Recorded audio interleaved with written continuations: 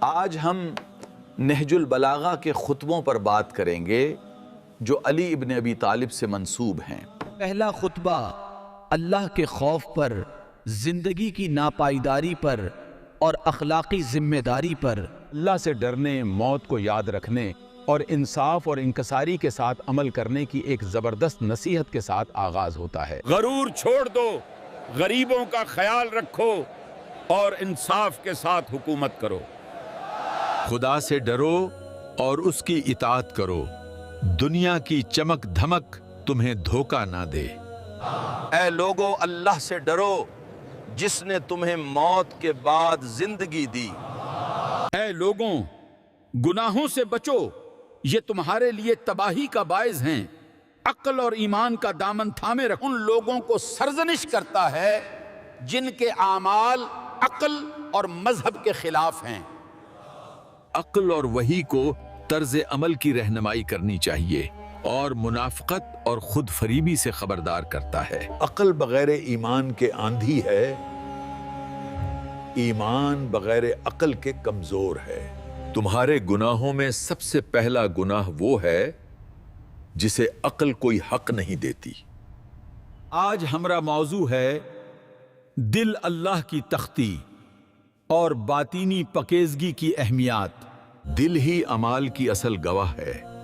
ظاہری نمائش سے زیادہ باطینی کیفیاتیں اہمیت رکھتی ہیں۔ استغفار، خواہشات پر نگرانی اور عبادت میں اخلاص کی دعوت۔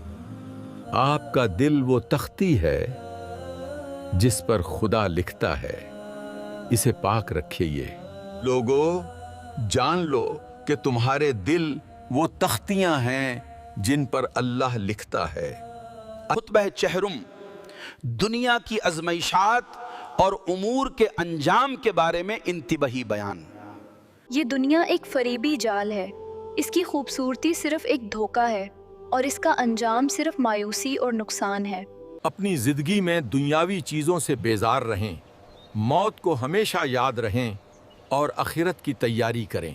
یہ دنیا ایک سرائے کی مانند ہے، اس سے پہلے کہ یہ تمہیں چھوڑے تم اسے چھوڑ دو۔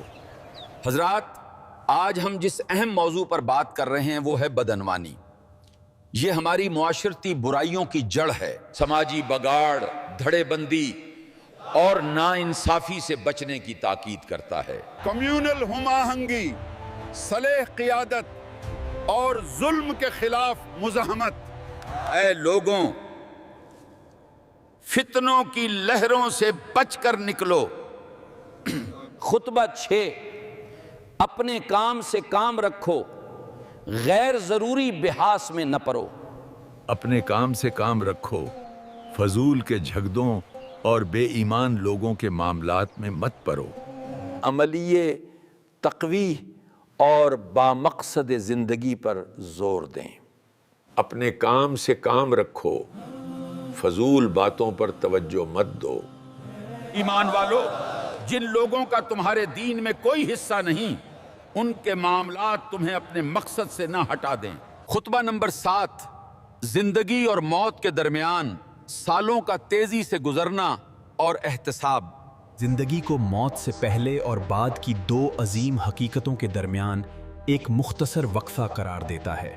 اچھے اعمال اور مستقل خود احتسابی کے ذریعے یوم حساب کی تیاری کی ترغیب دیتا ہے۔ آپ دو مخالفوں کے درمیان بیٹھے ہیں، زندگی اور موت، دونوں کے لیے تیار رہیں۔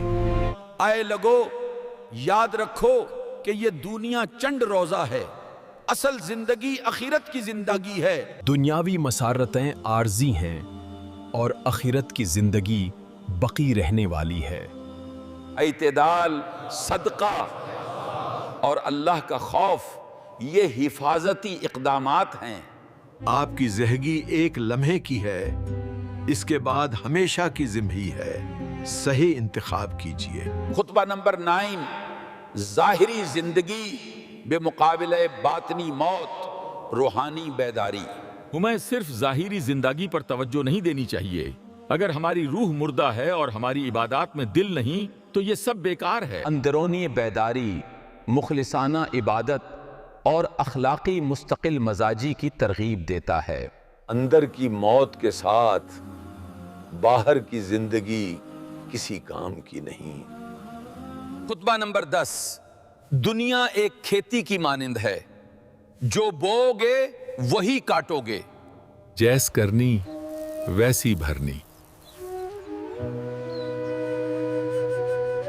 ہمیں نیکی، عاجزی اور انصاف کا بیج بونا چاہیے تاکہ آخرت میں ہمیں بابرکت پھل ملیں۔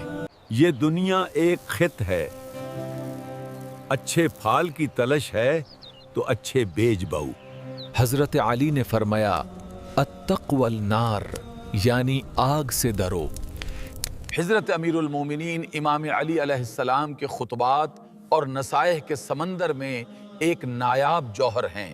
ان دو لفظوں میں آخرت کی پوری حقیقت اور انسان کی آزمائش کا مقصد سدو دیا گیا ہے۔ حضرت امام علی اکثر اپنے خطبات میں اس دنیا کی ناپائیداری اور آخرت کی حقیقت کے بارے میں بات کرتے تھے۔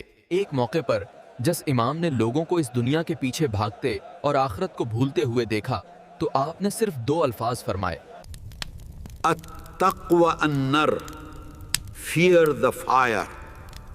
یعنی اگر تم ساری نصیحت بھول بھی جاؤ تو بس اتنا یاد رکھنا کہ اپنے اعمال درست کر لو تاکہ جہنم کی آگ سے بچ سکو۔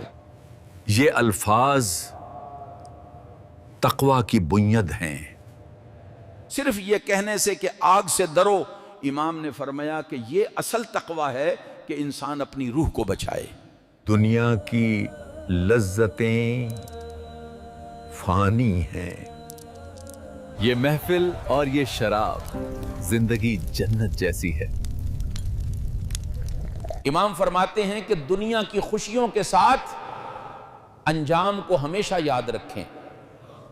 امام کے مطابق جنت یا دوزخ کا فیصلہ الفاظ سے نہیں ہوتا بلکہ اعمال سے ہوتا ہے۔ لہذا حضرت امام علی نے فرمایا آگ سے ڈرو، سوچو کہ کیا یہ عمل تمہیں آگ کے قریب لے جائے گا یا جنت کے۔ یہ کفا کی ایک شام تھی۔ امام علی مسجد کے ممبر پر تشریف رکھتے تھے۔ کچھ لوگ دنیا دار تھے، کچھ زاہد تھے، کچھ منافق تھے اور کچھ سچے عاشق تھے۔ اے لوگو، میں وہ دیکھتا ہوں جو تم نہیں دیکھتے، اور میں وہ جانتا ہوں جو تم نہیں جانتے۔ یہ دنیا اپنے چاہنے والوں کو دھوکہ دیتی ہے اور اپنے محبوبوں کو بھی دھوکہ دیتی ہے۔ قبل اس کے کہ یہ تمہیں تمہارے پروردگار سے پھر دے، اس سے بچنا۔